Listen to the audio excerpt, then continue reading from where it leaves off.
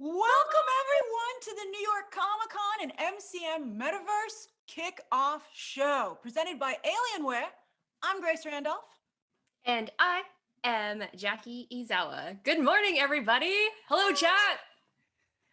How are you doing, Grace? Goodie bags, Jackie. We got goodie bags. I'm so excited. This shirt is so cute. CouchCon 2020. Isn't that fantastic? I love it. I wasn't there 2020. That's the slogan for this year. It's so good. I love it. I love being here. Thank you so much, Grace, for sure. Yeah, it was my pleasure to invite you to co-host with me. By the way, I want to say, if you like these shirts, I don't know if yours is available right now, but mine's on the site. You can go pick it up if you'd also like to brag that you were not there in 2020. Yeah. So this is day one. Jackie and I are breaking in the whole operation here. I am a ball of nerves right now, but you know what? I'm just so happy that I could be talking to you this fine morning. I'm so happy. Hi, people in chat. I'm just like waving to everybody because this is so exciting. People here. I can't wait to talk to our guest later. And did you finish Raised by Wolves last night? I know you were gonna try and binge it. You were gonna binge it one night. Girl, I'm not gonna lie, I passed out. It's too intense. I wish I could just have like 5-second reactions because it was like, okay, this is cool. I got it. Oh. And it got so intense just in the first episode. I'm like, okay. Oh my God, first episode, I felt like I watched a movie. It's only like 55 minutes. It's a full-on film. Mm-hmm. And by the way, if you haven't seen it, it's on everybody watching. It's on HBO Max, but the first episode you can watch free right here on YouTube if you go over to the HBO Max YouTube channel. And I think if you check out one, like Jackie, you will be like, I must watch the rest of this. I'm emotionally invested now, so I'm here for the whole ride, baby. Right? Let's go. Yes. Let's go. That's going to be my weekend.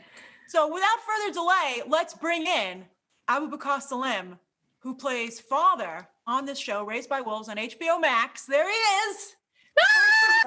Just wrapped. Hey. Yeah. Season 2 is ago. And Abu, you are my favorite character on the show. Oh, thank you very much. Yeah, I mean it's quite a wild character. I mean, it's father, man. Yeah. So you're coming to us from London. Yes, yeah, London, from my apartment that I've just sort of like moved into and getting accustomed with. So yeah. It's all miserable here though. It's not like it's like the weather outside is just terrible as always in England and London, but nope, flat's good, so it's okay. I'm pretty sure I saw that lamp like in Williams-Sonoma, like Pottery Barn catalog. And the spotlight, the movie light. Oh, the movie light. Oh, okay. I thought that. You see, that lamp is better for me because I'm spotlights. I'm so used to it. No, I'm not. But yeah, it's I don't know actually why I have it. Isn't that weird? Like I just bought it and I was like, yeah, that'd be really cool for my room. And then I'm like, what am I doing with it? It just takes space. It's amazing though. You look like you're on like a film set. That with the old vintage poster. Yeah. Oh yeah. I love it. Right. It's great. It's like a little pretty setup. I mean, but keep in mind, like I don't even know what film that is or what it is. But... That's okay. It fits the taste. I do the thing when it comes to like home decor, I kind of walk around with it for like about 20 minutes. I'm like, okay, do I actually want this or not? And then I'll either put it away or then I'll buy it. And it's like that and books. Like, when you buy like loads of books and you just are like, yeah, look at all these bookshelves. And you can tell people are looking and be like, he hasn't read all those books. He hasn't. Who does he think he is? Like, you know what I mean? So, yeah. So, Abu, your dad jokes as father, it's just so funny, by the way, that your character father tells dad jokes. They're an audience favorite. Who wrote all those? Oh, I mean, like it was all Aaron Gizikowski, the show creator. He wrote a lot of them. Most of them are. It is a collaboration as well in the sense of like, maybe we could say this, maybe we could say that, but like Aaron is full of them. It's great, and it's funny actually the amount of times that you like the people know so many dad jokes. It's unreal. Like it's one of those things. As soon as you start them, someone would come up to me, and keep in mind I'm in this tight silver suit, and they'd be and I'd be trying to get a character for this android. Then someone would be like, "Hey, you want to hear a dad joke?" And I'm like, "Not right now. I'm about to die." So So yeah, it's one of those things where you'd be surprised how many people have dad jokes, and some of them, they make it in the show. I mean, like, it's a lot of the marketing content actually was compiling of like everyone's jokes, and we just thought, yeah, these are great, and we just riffed for a whole day, just filmed father just doing all these dad jokes to camera, which I'm surprised even made it like out there because it's so wild and so different from the show. So yeah. Are you taking suggestions for season 2? Can people submit dad jokes to you? Oh, yes. Please hit me with them. Like, honestly, like, hit me with them, and I will fight tooth and nail. I'll tell Ridley, like, give me we got to get this joke in. Like, seriously, I'm a fighter for dad jokes in this show now. It's so great. I'm going to be hitting up your Twitter. Yeah, exactly. Brilliant. Prepare. Yeah. So along with actually kind of like the dad parental figure, you're playing an android, taking care of human children. So how did you best balance playing a character that is both non-human but also a parental figure? Yeah, I mean, it's weird, and I think that was what was really the blessing about the characters, because again, I'm playing this android who's been programmed to take care of these children, and that is my goal. And it's, you can Google and read as many books as you want, but there's not really the right answer on how to raise a child. Yes. Because it's so instinctive, it's impulsive in a way. So it was actually a weird blessing of learning as I was going along. And as an android who's now beginning to almost develop these emotions, it's also feeling that for the first time. And how does that register within the system of what has been built and programmed within me? So there was a lot to play with. And, the cast as well were incredibly brilliant to sort of react from. I mean, Amanda's just fantastic. So, we spoke a lot in regards to what it meant to play an android, what it meant to play, AI, Yeah. Were you very cognizant of like facial expressions or certain mannerisms with your body? Yeah, because like that. Because it was one of those things where you have to. It's like, when you feel something, when you feel angry, you feel sad. It's hard to register, really. You know the feeling, but it's, your sadness today can be so different to tomorrow, and I think that's and so it's one of those things where, if you're an android manufacturing that, you're probably told one way of doing sadness or doing happiness, and of smiling, of telling a joke, or of being that. It's almost like you have to weirdly forget what it is like to be human and think about it like for the first time, and I think that was what was, again, a blessing in playing, because as an AI,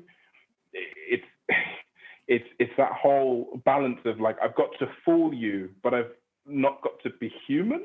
It's so weird. That's why I'm asking you the question. Yeah. Well, in Raised by Wolves, you're playing an android made by a creator, but in real life, you're becoming a creator because you just started your own video game studio, Silver Rain.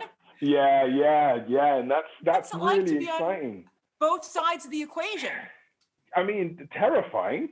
Because it's like, because I mean, like, look, I've been a gamer all my life. Like, I'm a massive like nerd when it comes to that kind of stuff. Like, and I always say, like, if I wasn't an actor, I'd probably be I'd be a game dev. Well, now I'm doing both, and it's brilliant because you see all the nooks and crannies within game design and within actually what it means and takes to build a game. And I think that's what's so fascinating about it, and why I love it, and actually why I get this newfound respect for not only developers but also the players, because the players then put a lot of passion in playing into these games, and they put a lot of hours into them, and it's just this. It's so beautiful to kind of watch and be a part of, and yeah, I mean, I'm loving it so far. Like, the studio are, everyone who's working on our game at the moment, they're incredible. And because we are remote based, it is, we're working with people around the world. Like, it's just been so great. And the support as well from, not only the actual community of game devs, but also just, people in general has been so wild. And it's nice because I'm also being, one of the things that I'm enjoying is trying to get Travis to play games. Oh, wow. I'm so focused on getting it to happen, and he is, and he will. I know he will, because I've shown him some concepts and stuff. Yeah, absolutely.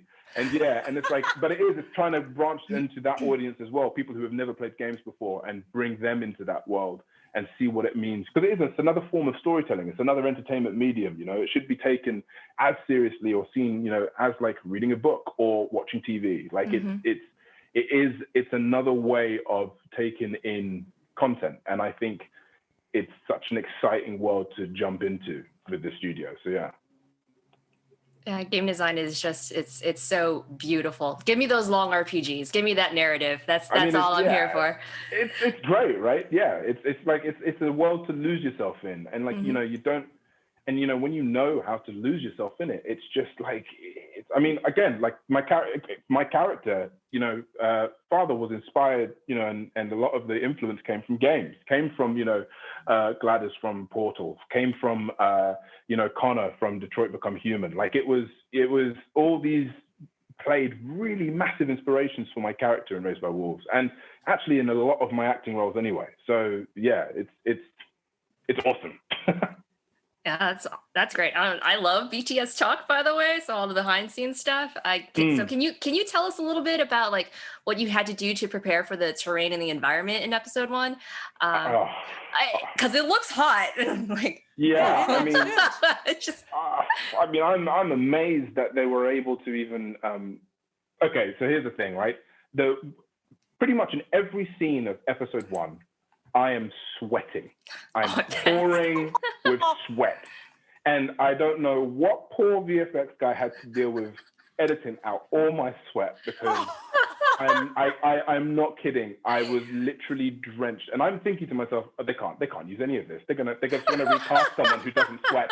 Like it was really like terrifying. But yeah, it was definitely hot. Like, we were filming in South Africa, and I'm in this latex suit, and it is scorching, and but at the same time, when it's a bit windy, it's freezing. The suit was it was diabolical. But again, it made so much to the show, right? It brought such a different element to the visual outlook of the show. So yeah. And you wore it with style. I mean, thank you. But yeah. Well, final question. You're part of a new wave of nice guy characters that audiences are falling in love with. Father on Raised by Wolves, Ted Lasso over on Apple TV, and then Kite Man on the animated Harley Quinn show, which is also on HBO Max. Yeah. Why do you think nice guys are starting to finish first? Yeah, I don't know, man. It's funny. It's like, I wouldn't even see it as like, it's just honest and genuine people. Do you know what I mean? Like, I think I've, a lot of the time we get depicted or see on TV, they've got to be like cool action heroes and like, and they've got to jump from A to B in like 20, I don't know, milliseconds. But the point is, it's like,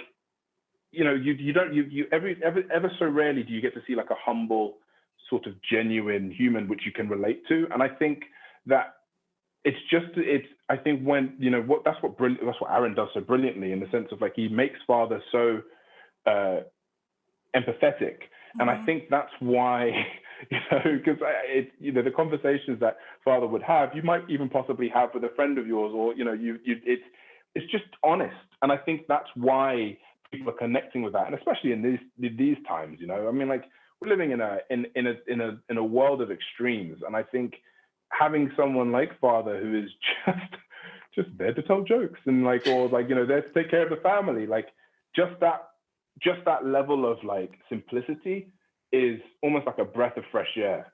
And I think, that's really why I think people really connected with Father, and why I even connected with Father. It's just so nice and so refreshing to play someone who's just trying to survive and like, raise children. So yeah. Yeah. Oh, it's fantastic. You play beautifully. Quite honestly, I'm now a fan. So. Oh, thank you. It was a roller coaster of a season, Abu. I kept being like, if your character dies, that's it. Oh man, I mean, I'm out. Yeah, and I don't know, I don't want to spoil anything, but it's definitely like a roller coaster. I mean, I mean, even for me, I remember there were moments where I'd even read the script, I'd be like, oh, okay, okay. And then I'd go on. And even actually in the first episode, you know, it was like, I remember like my agent being like, you know, it's a 10 episode show. You're going to be one of the like lead characters. It's going to be great. And then I remember reading the first episode and being like, okay. Anyway, yeah. Yeah. Thank you so much for joining us. No, thank you. Really, it's a treat. That was an awesome conversation. Yeah, for sure. Anyway, have a lovely day. You guys have got so many cool, exciting people coming up. So yeah, like enjoy it. Good luck with your with the Silver Rain. We'll definitely be checking out what comes from the studio. Thank you. Yeah, I'll hit you guys up on Twitter as well about it. So yeah. Oh, yes. Yeah. Awesome. Sure. Bye. Cool. Thank you. Take care.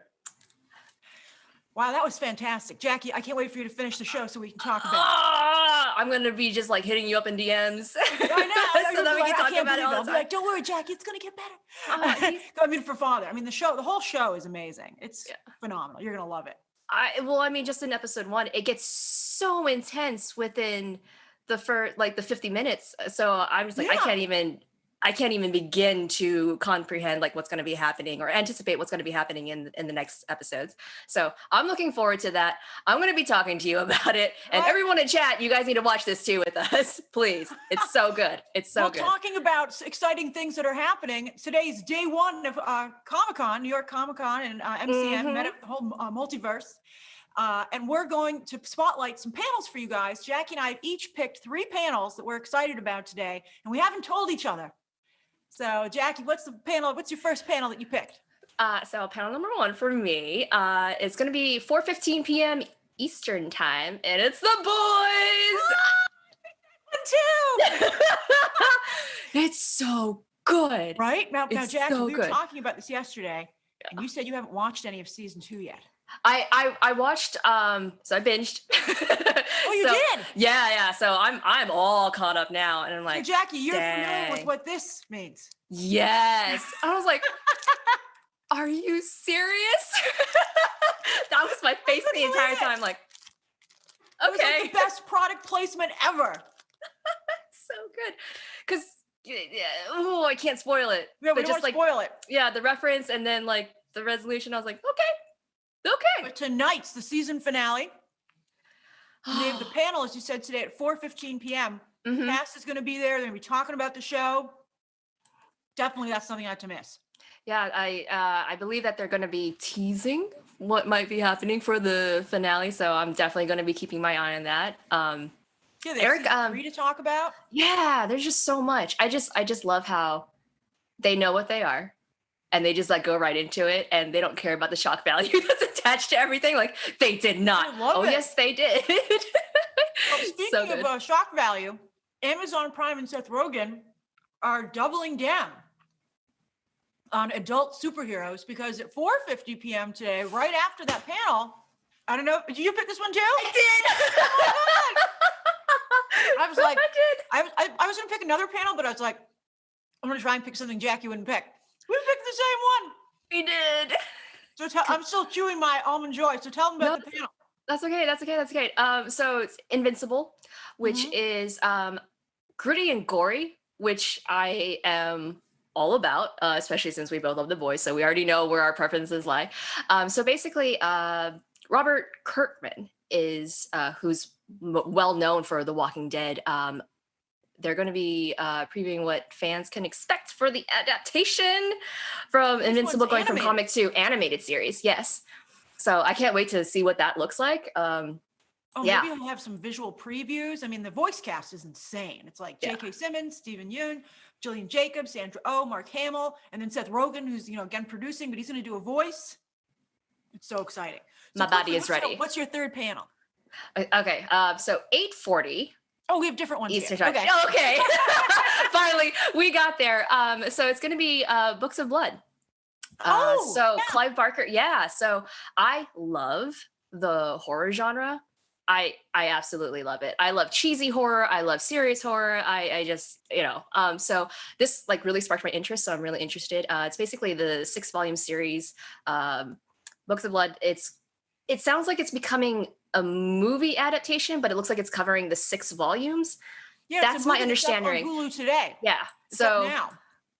That's going to be bedtime stories for me. Oh, I'm excited. Later tonight. Right, so quickly before we sign off, my third panel that I picked was from comic books. A lot of comic book stuff today. DC spotlighting Endless Winter, which you also probably want to check out, I think at noon. These 2 panels I'm talking about are on center stage. There are 2 stages here at New York Comic Con, the main stage and the center stage. And I picked, though, to spotlight the 1:10 p.m. Eastern Standard Time, Marvel X of Swords. Jackie, we're X-Men fans. Gambit's my first true love. We already talked about Gambit. Yeah, you have Psylocke hair. You're sporting Psylocke hair. It's going to be even better tonight. Yeah. But I have no idea what's happening in this new comic book crossover event. So this panel should explain it. I'm like, what? But I'm still reading it because I love X-Men. Yeah, absolutely. Chat, what about you? I'm so excited. What's the chat looking forward to today? Let's get a little interaction in here. Yeah, I see some people are agreeing with us with Invincible. Yeah, although Lucia's like, what about Star Trek? Don't worry, we're going to check Star Trek. It's going to start in just a moment. It's like one of the great things about there's so many different fandoms and geekdoms here. So there's going to be something for everybody. And that's why I love these shows so much. Yeah. So. Yeah, we have everything on this thing today. It's going to be fantastic. The whole day is going to be great. So I'm very, very excited. Yeah, quite honestly, like this is my first New York Comic Con experience. Oh, really? Actually, I've done San Diego, but New York, it was just like, it never really fit my convention schedule and whatnot. So I am super duper excited to experience like all of this with everybody here and you as well. It's fantastic. I'm in New York, as you can see. I go to New York Comic Con every year. It's a fantastic convention. I love it. And I feel it's one of the premier comic book conventions, and London. So they've combined them into one mega convention that everyone can experience anywhere on the globe, starting right now, right? Yeah. And we were the first impression. All right, so everybody, everybody, where should everybody head over to check out the schedule? They should go over to... I think it's findthemultiverse.com. Sorry, my notes. I don't have so many windows open. Yes, so many windows open. Find the Metaverse. Findthemetaverse.com. So head on over there and find the full schedule and enjoy all the content with us, fam. Yeah, so we're going to be here every day, every morning kicking off the show. We have Alex Winter from Bill and Ted Face the Music tomorrow. Then on Friday, we have the showrunner and writer of X-Men the Animated Series. And then on Sunday, we have Ed Boon himself. Big day for Mortal Kombat today. And we're going to be talking to him about it on Sunday at 9:30 a.m. Eastern Standard Time. But don't touch that button. Stay here on YouTube, because coming up is, Lucia, you'll be very happy. Here we go. The Star Trek universe back-to-back panels, right? Star Trek Lower Decks and Star Trek Discovery. So, thank you so much, New York Comic Con, for having us. That's Grace, thank you so much. Yeah, thank you everybody for joining us. And we'll see you tomorrow at 9:30 a.m. Eastern Standard Time. I'll see you tomorrow, Jackie. Yes, I'll see you as well. Let's do this. We got this, fam. Let's go.